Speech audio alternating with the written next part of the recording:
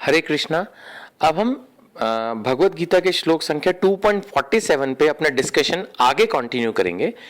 इस श्लोक के डिस्कशन के पहले हिस्से में मैं डिस्कस कर चुका हूं कि हमें अपने कर्म करना चाहिए और उसके फल से आसक्त नहीं होना चाहिए, क्योंकि अगर हम आसक्त हों भी तो वो हमारे किस्मत फैक्टर के हिसाब से हमें मिलेगा और जो मिलना है फिर वही मिलेगा। अब इसके दूसरे हिस्से पर मैं जा रहा हूं। इसमें भगवत गीता के श्लोक के दूसरे हिस्से में लिखा है कि तुम न तो कभी अपने आप को अपने कर्मों के फलों का कारण मानो, न ही कर्म न करने में कभी आसक्त हो। अब देखा जाए तो इसके अंदर भी दो हिस्से हैं। पहली बात तो ये कही है कि जो कर्म का फल आ रहा है आप खुद को उसका कारण नहीं मानो। कई बार ऐसा होता है कि आदमी बहुत ज्यादा घमंडी हो जाता है, वो सोचता है देखो मैंने अपनी मेहनत से इतना पैसा कमा लिया, बाबूजी साइकिल से शुरू किया था आज मर्सिडीज कार तक पहुंच गया। ये सब जो थिंकिंग है ये सब हमें घमंडी बनाती है। ये सब हमें ये सिखाती है, ये थिंकिंग हमें ये सिखाती है कि हम बहुत पावरफुल, बहुत काबिल, बहुत समझदार आदमी हैं। ऐसे व्यक्ति आम तौर पर भक्ति नहीं कर पाते। हो सकता है कि वो समाज में प्रतिष्ठा के लालच में कुछ दान पुण्य तो करें, लेकिन ऐसे व्यक्ति आमतौर पर भक्ति नहीं कर पाते, क्योंकि वो तो खुद को ही भगवान समझ रहे हैं। भगवान क्या समझ में आएगा उनको। अगर हम ये सोचें, यानी कि मैं इस बात के थ्रू ये कहना चाहता हूं कि भगवान का जो भक्त है उसको बेसिकली ये सोचना चाहिए कि जो कुछ भी मेरे जीवन में अच्छा घटित हो रहा है वो सब भगवान की कृपा से है। कुछ लोग ये सोचते हैं कि अगर कर्मा थ्योरी के हिसाब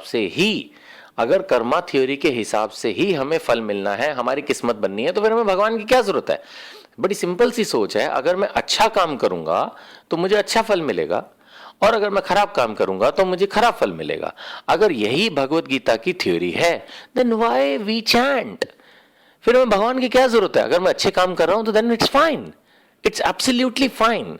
ये क्वेश्चन कुछ लोग मेरे से करते हैं कि अगर आप ये कहते हो कि कर्मों के अनुसार किस्मत बनती है और किस्मत के अनुसार फल मिलता है, भगवत गीता के 2.47 में लिखा है, तो प्लीज आप मुझे समझाइए then why we need Krishna. तो यहां पर हमें समझना होगा that there is a difference between पुण्य कर्म एंड भक्ति कर्म। अगर हम अच्छा काम करते हैं तो उसके हिसाब से हमें अच्छे फल मिलेंगे। हम एक अमीर व्यक्ति बन जाएंगे, हम एक सुखी व्यक्ति बन जाएंगे, हम एक फेमस व्यक्ति बन जाएंगे, इसमें कोई डाउट नहीं है। लेकिन जो प्रॉब्लम है पुण्य कर्म में वो ये कि पुण्य कर्म करने से हम सिर्फ स्वर्ग तक जा पाएंगे। पुण्य कर्म करने से हम वैकुंठ लोक, भगवान के धाम गोलोक वास नहीं कर पाएंगे। अब कोई सोच सकता है कि फिर स्वर्ग में और गोलोकवास में फर्क क्या है, स्वर्ग में और वैकुंठ लोक में क्या फर्क है। स्वर्ग में ऐश है, लेकिन स्वर्ग में भी जन्म है, स्वर्ग में भी मृत्यु है, स्वर्ग में भी बुढ़ापा है, स्वर्ग में भी बीमारी है।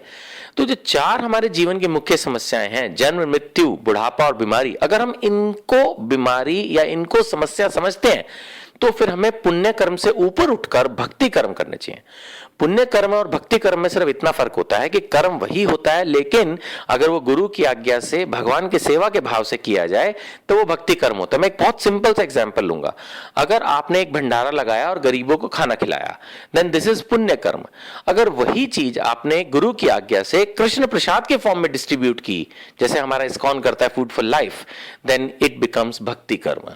तो बस इतना ही फर्क है, थोड़ा सा चेंज करना है। थोड़ा सा चेंज होते ही पुण्य भक्ति में कन्वर्ट हो जाएगा, और उसका फल ये होता है कि हमें भगवान की भक्ति, भगवान की सेवा प्राप्त होती है और हमें वैकुंठ लोकों में प्राप्ति होती है, जहां पर स्वर्ग से भी ज्यादा ऐश्वर्य है और साथ में वहां पर जन्म मृत्यु भी नहीं है, और हमें वहां से कभी भी वापस नहीं आना पड़ता, जबकि स्वर्ग से वापस आना पड़ता है।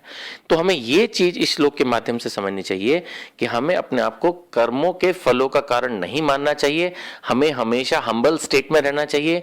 जो कुछ भी हमारे जीवन में अच्छा हो रहा है हमें यही सोचना चाहिए कि वो भगवान की कृपा से है। ऐसा करने से ही हमारे मन में भक्ति का विकास होगा। हरे कृष्णा।